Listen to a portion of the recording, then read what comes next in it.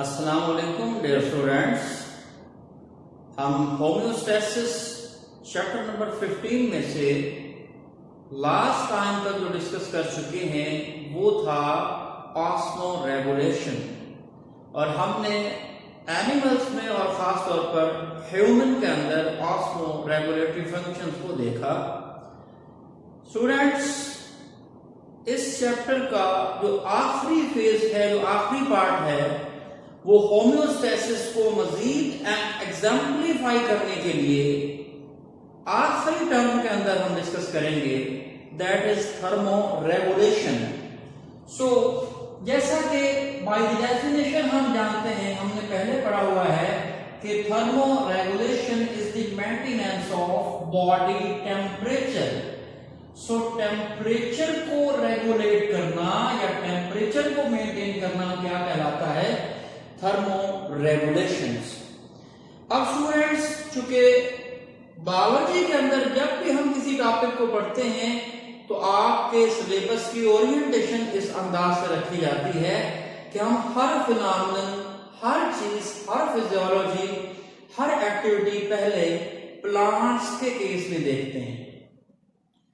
तो क्या ये थर्मो रेगुलेशन प्लांट्स के हवाले से भी है? यकीनन है।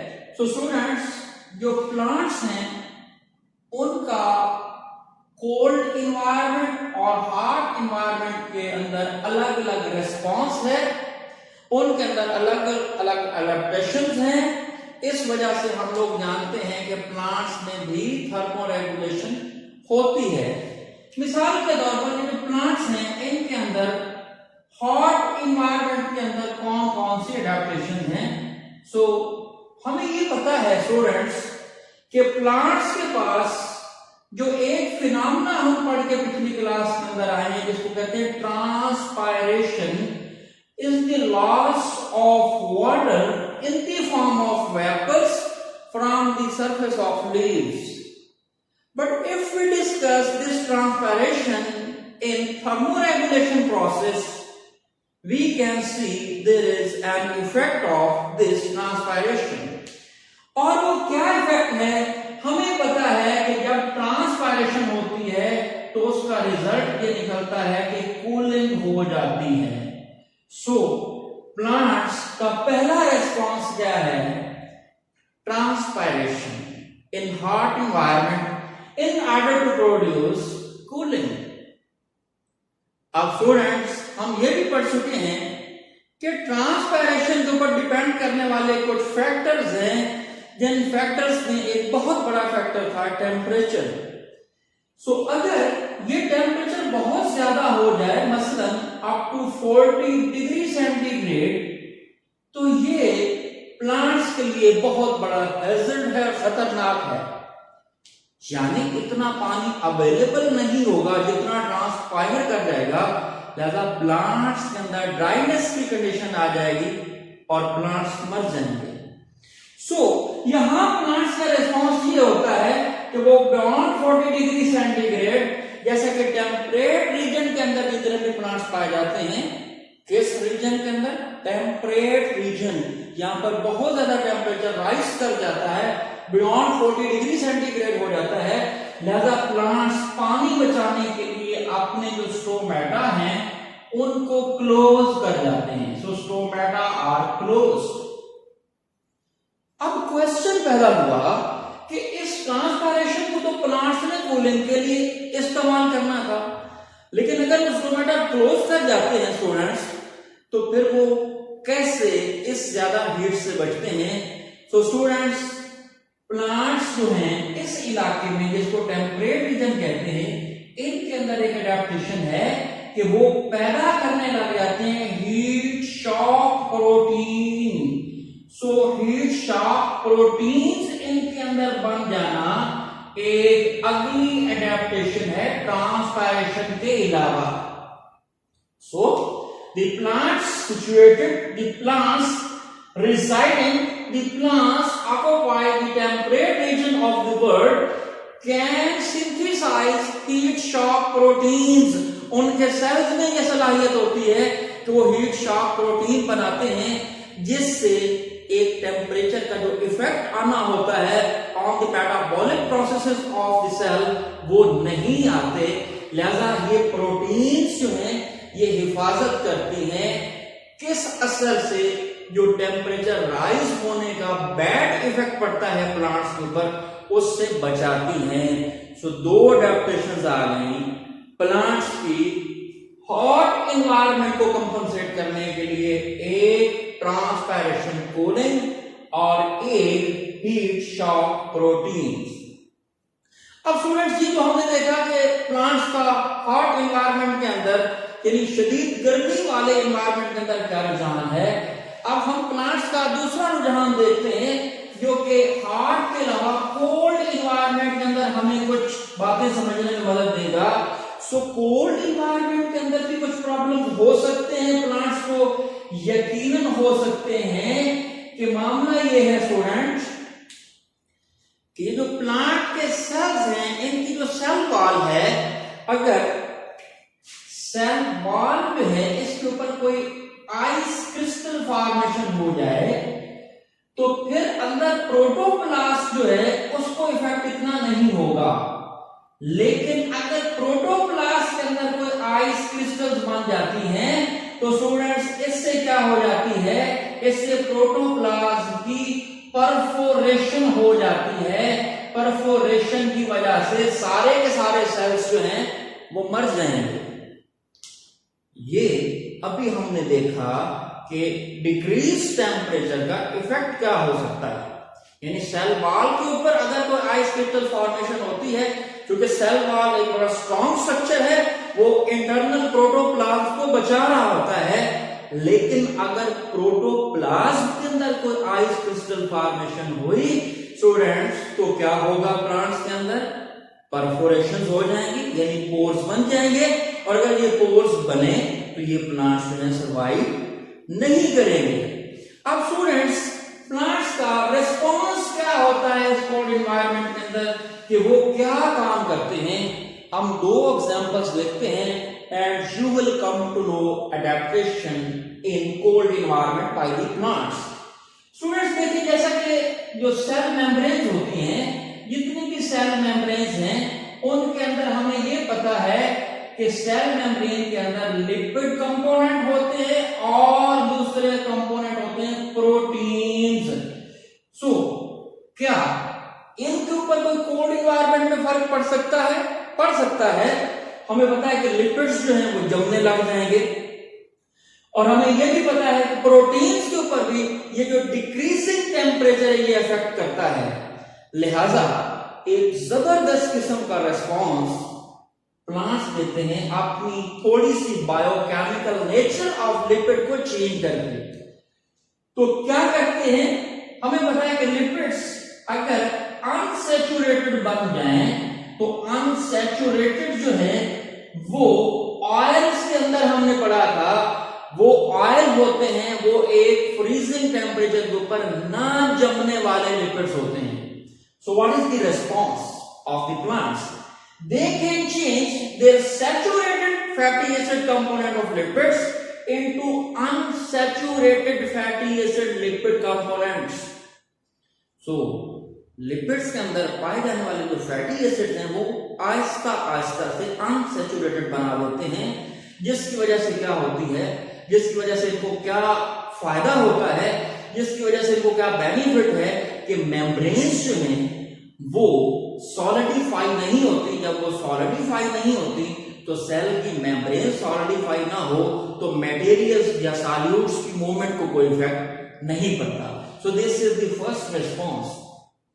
अब इसके अलावा प्लांट्स को क्या अडेप्टेशन है? प्लांट्स के अंदर दूसरी अडेप्टेशन है कि वो अपने प्रोटोप्लाज्म में पाए जाने वाले लिक्विड्स को सुपर कूल लिक्विड बना लेते हैं। सुपर कूल लिक्विड का हमें पता है कि ये फ्रीजिंग टेम्परेचर अटेन कर जाने के बावजूद भी फ्रीज नहीं होता। Such liquid is called super cooled liquid. So जैसे जैसे प्लांट्स के ऊपर कोल्ड एनवायरनमेंट का इफेक्ट आता जाता है, वो आहिस्ता आहिस्ता अपने प्रोटोप्लाज्म के अंदर पाए जाने वाले सारे लिक्विड्स को सुपर कूल लिक्विड के अंदर चेंज करते रहते हैं, लिहाजा प्रोटोप्लाज्म के अंदर आइस क्रिस्टल फॉर्मेशन नहीं होती, बल्कि एक लिक्विड ही मौजूद रहता है in order to run normal metabolic activities. So students, ये जो कोल्ड इन्वायरमेंट के रेस्पॉन्सेज हमने देखे, इसके अंदर एग्जांपल्स हैं बड़ी मशहूर जमाना, मैपल्स, रोजेस एटसेट्रा। सो वो मैपल आप लोग जानते हैं जिसके लीव्स बहुत बड़े बड़े होते हैं, और रोजेस से कौन वाकिफ नहीं है। ओक्स, कुछ प्लांट्स ऐसे हैं, ओक्स, मैपल्स और रोजेस, ये सारे के सारे कोल्ड इन्वायरमेंट के हमारे पास बेस्ट एग्जांपल्स हैं। सो स्टूडेंट्स, यानी यहां तक हमने देखा कि प्लांट्स के मामले के अंदर ये थर्मो रेगुलेशन वाकई होती है। वो जो हॉट इन्वायरमेंट के अंदर हमने एवापोरेटिव कूलिंग की बात की वो, और फिर अगली हमने हीट शॉक प्रोटीन की बात की, वो हॉट की एडेप्टेशंस हैं। और कोल्ड इन्वायरमेंट के अंदर हमने देखा कि सेल मेम्ब्रेन कंपोनेंट्स के अंदर जो लिपिड्स हैं उनमें पाए जाने वाले फैटी एसिड्स को अनसैचुरेटेड फैटी एसिड में चेंज कर दिया जाता है, और साथ ही जो प्रोटोप्लाज्म के अंदर लिपिड्स हैं उनको एक सुपर कूल लिक्विड के अंदर चेंज कर जाते हैं प्लांट्स। हाँ, ये बातें तब तक हैं अगर environmental temperature Aahista Aahista decrease कर रहा हो, तो साथ ही प्लांट अपने अंदर को एडेप्टेशन के अंदर ले आते हैं। If there are sudden changes, तो स्टूडेंट्स हमें पता है बायोलॉजिकली कोई भी सडन चेंज जो है वो डिस्ट्रक्शन की तरफ जाता है, वो एडेप्टेशन की तरफ नहीं जा सकता। अब स्टूडेंट इसके बाद थोड़ा सा इंट्रोडक्शन करना है हमने एनिमल्स के अंदर कि how animal can regulate there body temperature. इसके लिए थोड़ी सी डिस्कशन हम इस लेक्चर के अंदर करेंगे, बाकी इंशाल्लाह हमने कमिंग लेक्चर के अंदर डिस्कस करना है। तो क्या एनिमल्स के अंदर भी कुछ एडेप्टेशंस हैं, एनिमल्स की भी कुछ कैटेगरीज हैं, यकीनन, और बड़ी फेमस कैटेगरीज हैं biologically on the basis of temperature. So student, इसके लिए एक एग्जांपल अगर आप देखें, if this is an animal, students, animal की बॉडी के अंदर जो हीट है वो प्रोड्यूस होती है या नहीं होती, और प्रोड्यूस होकर एनवायरनमेंट के साथ उसका क्या इफेक्ट है, यहां तक एनवायरनमेंट का असर है। स्टूडेंट, हमें पता है कि सन जो है, सूरज, ये सबसे बड़ा सोर्स है किसी भी बॉडी को हीट प्रोवाइड करने के लिए। आया कि हमने देखना है कि एनिमल्स के अंदर ये जो इन्वायरमेंटल हीट है या खुद उस एनिमल के अंदर जो मेटाबॉलिक एक्टिविटी हो रही है, इसके अंदर जो हीट है, इस हवाले से एनिमल्स की कुछ कैटेगरीज हैं या नहीं है। तो स्टूडेंट्स, इस हवाले से हमने मुख्तसर की बात करनी है। दो बड़ी कैटेगरीज हैं एनिमल्स की, उसके अंदर सबसे पहले एग्जांपल हमारे पास है पोकिलोथर्म्स। सो पोकिलोथर्म्स वो होते हैं जिनको आप लोग उर्फ-ए-आम में कोल्ड ब्लडेड एनिमल्स के नाम से जानते होते थे। सो पोकिलोथर्म वो वाले एनिमल्स हैं जिनका internal body temperature external environmental temperature से यकसानियत इख्तियार करता रहता है। As environmental temperature rises, their body temperature also rises. So vice versa, जैसे इन्वायरमेंटल टेम्परेचर डिक्रीज करता है, इनकी बॉडी का टेम्परेचर भी डिक्रीज कर जाता है। ऐसे ग्रुप ऑफ एनिमल को क्या कहते हैं? पोकिलोथर्म्स, या उर्फ-ए-आम में कोल्ड ब्लडेड एनिमल्स। स्टूडेंट्स, इनकी एग्जांपल्स बहुत ज्यादा हैं, सारे के सारे इनवर्टिब्रेट्स जो हैं वो इसी के अंदर आते हैं।